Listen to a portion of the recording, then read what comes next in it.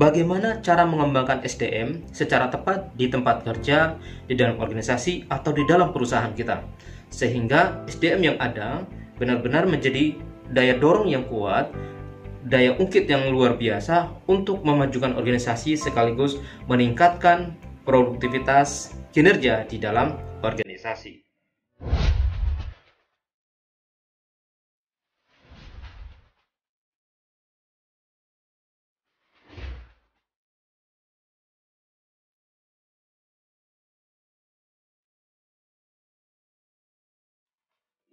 Ada banyak cara, ada banyak metode untuk mengembangkan SDM di perusahaan kita atau dalam organisasi kita. Yang menjadi catatan penting yang harus kita garis bawahi adalah semaju apapun organisasi, sebaik apapun instrumen yang ada dalam organisasi atau dalam perusahaan kita, apabila tidak didukung oleh SDM yang berkualitas, SDM yang kompeten, maka kemajuan organisasi tidak mampu melakukan lompatan yang signifikan dalam pencapaian prestasi atau target di dalam organisasi.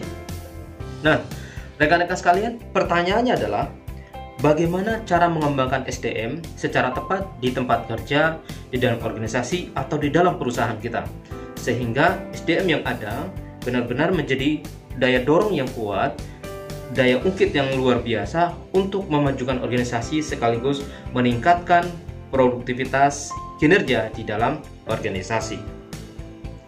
Rekan-rekan sekalian, ada 5 hal yang bisa kita lakukan untuk mendorong kemajuan SDM di tempat kerja kita.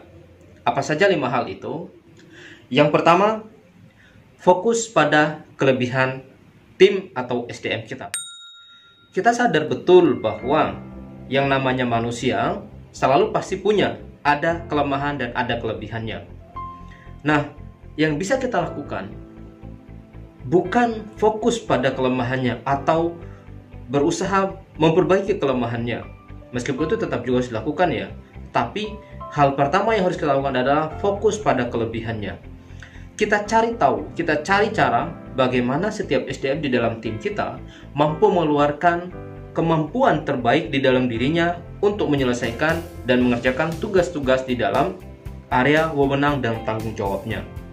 Nah, rekan-rekan sekalian, analogi yang sering saya pakai tentang hal ini adalah seperti menjual sebuah barang. Mana yang lebih mudah mendatangkan keuntungan?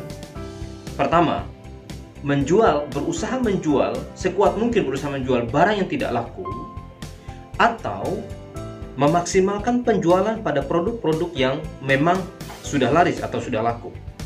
Tentu saja rekan-rekan sekalian, dalam perspektif saya, menjual barang yang sudah laku atau memang daya beli masyarakat konsumen terhadap produk tersebut jauh lebih banyak dibandingkan barang-barang yang lain, maka kita bisa fokus untuk meningkatkan profit organisasi dengan menjual barang tersebut. Sama juga dengan SDM kita. Dengan berusaha fokus pada kelebihan-kelebihan dan segala potensi yang memungkinkan di dalam diri SDM, dengan kompetensi yang ada, itu mampu mendorong pencapaian kinerja terbaik di dalam tugas yang diemban oleh si SDM tersebut. Nah, untuk menemukan potensi terbaik atau kelebihan terbaik di dalam diri SDM, maka cara menggalinya adalah dengan mengajukan pertanyaan-pertanyaan yang mengarahkan pada penggalian kelebihan itu. Contoh misalnya begini. Kalau Anda tanyakan kepada SDM Anda, kepada tim Anda, atau kepada bawahan Anda, bisa menanyakan pertanyaan seperti ini.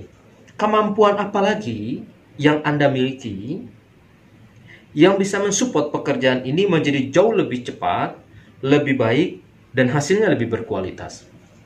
Nah, tugas kita jangan sampai mengarahkan jawabannya, tetapi biarkan dia melakukan eksplorasi secara mendalam terhadap potensi yang ada dalam dirinya, sehingga dia bisa menemukan kelebihan terbaik bagi kinerja dan penyelesaian tugasnya.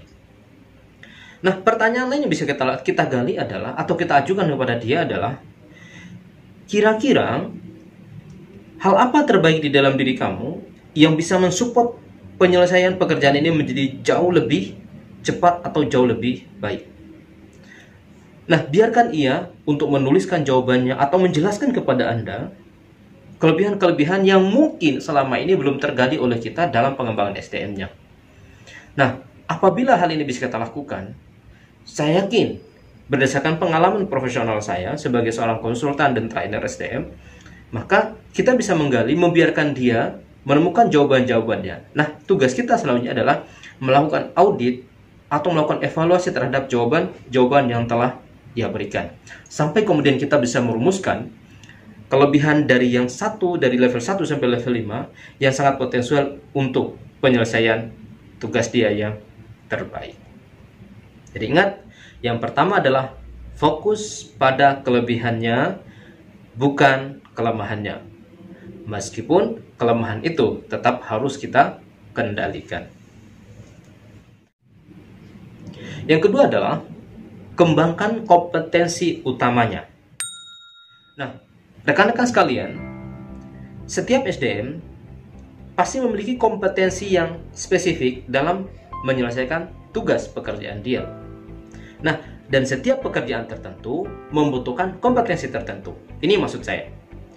Nah, dengan menemukan kompetensi yang dibutuhkan di dalam pekerjaan dengan kompetensi yang dimiliki oleh karyawan kita, lalu kemudian kita sinergikan, maka akan ketemu momentum di mana karyawan kita atau tim kita mampu memberikan kinerja terbaik di dalam menyelesaikan tugas-tugas yang ada di dalam area kewenangan dia.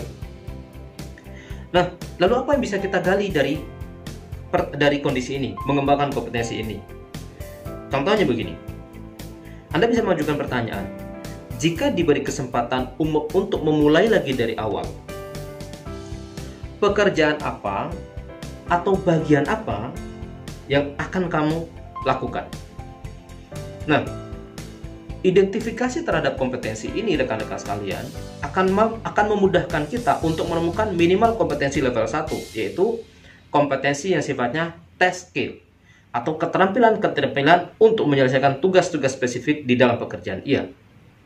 Nah, setelah kita menemukan yang namanya kompetensi test skill ini, maka kemudian kita bisa ajukan lagi. Misalnya, pertanyaan keduanya, jika dihadapkan dengan pekerjaan yang sama atau pekerjaan lain dalam proses pekerjaan tersebut, kira-kira apa yang akan kamu lakukan? Atau bagaimana cara kamu mengerjakannya dengan cara cepat, efektif, dan efisien? Ini namanya, sampai kemudian kita menemukan ada namanya kompetensi skill manajemen atau manajemen skill.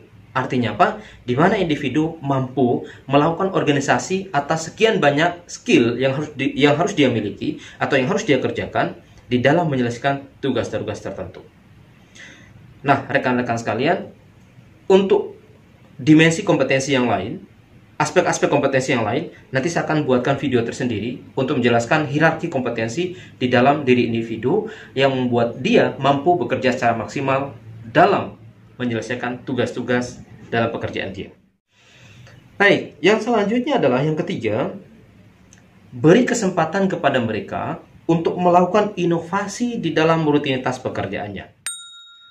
Rekan-rekan sekalian, seringkali kita menemukan bahwa matinya daya inovasi, daya kreativitas seseorang itu ketika dia menjalani rutinitas dalam waktu yang berkepanjangan. Kenapa demikian? Karena rutinitas itu membentuk pola kebiasaan yang menjadi akhirnya tidak tersadari. Karena tidak tersadari, akhirnya orang mengikuti pola yang sudah dibentuk sebelumnya. Nah, ketika pola itu secara terus-menerus yang dilakukan, diikuti, diulangi, dibiasakan, maka tidak akan butuh lagi yang namanya daya pikir kritis untuk melakukan langkah-langkah pekerjaan tertentu. Sebagai contoh, misalnya begini. Kalau Anda menyetir mobil, mungkin pada saat awal kita belajar menyetir mobil, kita akan mulai berpikir, mulai dari mana kita melakukan proses kerjanya. Kita menyalakan mobil, setelah itu bagaimana masukkan persnelingnya, kapan kita menginjak gas, kapan kita menginjak rem, kapan kita menginjak kopling, dan lain sebagainya. Ini proses kerja. Tetapi ketika kita sudah sering melakukan pekerjaan itu secara berulang-ulang, apalagi dalam waktu yang sungguh panjang, maka tidak lagi dibutuhkan proses berpikir yang kompleks untuk melakukan pekerjaan itu, melainkan kita alihkan menjadi pekerjaan bawah sadar atau pekerjaan yang tidak perlu disadari prosesnya kembali. Begitu juga dengan pekerjaan, rekan-rekan sekalian. Apabila tim kita dalam waktu yang cukup lama mengerjakan pekerjaan yang sama tanpa variasi, tanpa perubahan, maka matilah daya inovasi dan kreasinya. Karena daya kreasi, kreativitas ini dan inovasi itu membutuhkan pola perubahan. Artinya, dalam waktu tertentu kita mengerjakan pola yang sama, tetapi akan ada waktunya untuk kita mengubah pola itu menjadi pola yang baru atau pola yang berbeda dari sebelumnya. Dengan membentuk pola yang berbeda dari sebelumnya, maka otak kita akan membentuk jalan-jalan baru di dalam peta otak kita terhadap perubahan-perubahan tindakan atau perilaku tersebut. Maka dengan memberikan kesempatan kepada karyawan kita untuk melakukan inovasi di dalam pekerjaannya, maka dia akan bisa menciptakan pola-pola baru dalam pekerjaannya. Nah, rekan-rekan sekalian, untuk yang 3 ini bagaimana cara kita menggalinya? Supaya pekerjaan ini jadi lebih bagus dan hasilnya lebih maksimal, hal apa yang harus ditambahkan atau diubah dalam kerja kita? Nah, biarkan ia menjelaskan dalam perspektif yang ia miliki atau dalam perspektif yang mungkin memberikan kesempatan buat dia untuk menemukan langkah-langkah baru, jalan-jalan baru, atau model-model baru dalam menyelesaikan pekerjaannya.